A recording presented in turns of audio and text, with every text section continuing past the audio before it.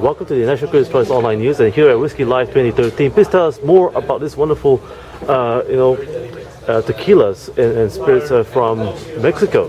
From Mexico, only Mexico, because the whole thing with tequila is it's an appellation. So the appellation of origin tequila was recognized in 1974 and is regulated by two bodies. One is the CRT, who are the Tequila Regulatory Council, and they're like the police. Now they've spent a lot of work to try and bring the credibility and the quality of tequila to light, because in the past a lot of people have abused the spirit and it's given it a bad impression. But when we have a product like this is what they call an extra añejo. There's 5 classes of tequila. Blanco, which is this one. Then you have Reposado, so this is a young tequila, unaged. Then you have Reposado, which is aged for minimum 2 months up to 1 year. That's where the wood color comes from. Then you have Añejo, which is 1 year up to 3 years. And then you have Extra Añejo, which is more than 3 years. When you try something like this, it is incredibly smooth. You'd like to try some? You should. Because when you smell the nose on that, it's very smooth. Cognac can be like a gin or a vodka. It can be like a bourbon. It can be like a scotch. It can be like a cognac. It can be like an Armagnac. It goes that complete range. It's a very unique spirit. And what really makes it unique is the plant it comes from. It comes from the agave plant, which is indigenous to the Americas. The agave takes 8 years to grow one plant. If you think of all the spirits, gin, bourbon, whiskey, vodka, rum, within a year you can grow a crop, maybe 2, to then harvest, ferment, distill, away you go. This you're looking at minimum 6, generally 8, and even sometimes up to 10, 12 years to grow one plant, which you then cut down, start again. The agave is 12 million years old.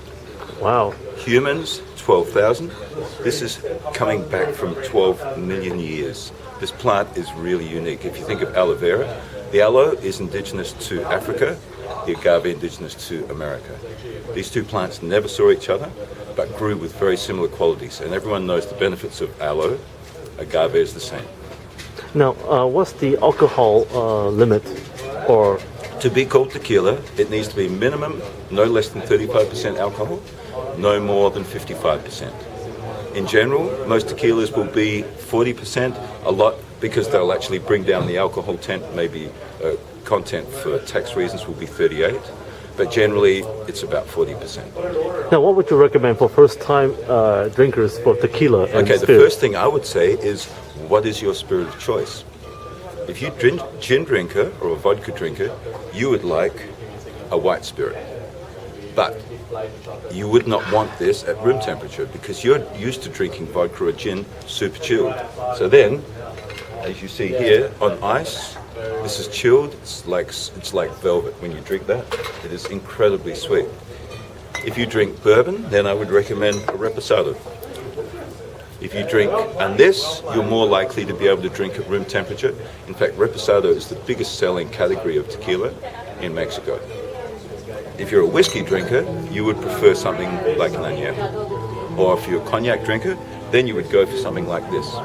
But this is very smooth, very fine. This is a sipping tequila. This you can sip.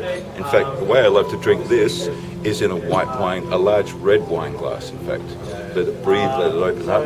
But there's many different tequilas on the market. There's many different qualities. You want to find out who is making it. Who's the family, and that is the key. Because a good family will make a great product. There's a lot of people in the market who are trying to cash in on a popular spirit, and you're going to get a spirit that relates to that as well. So, where can our viewers find out more information? Do you have a website and Facebook as well? Well, for this is Ocho Tequila, would be, or tequilaacho.com. You can go there. And in fact, what's unique with this tequila compared to any other tequila is that this is actually a vintage tequila. This is 2012. This is the first tequila.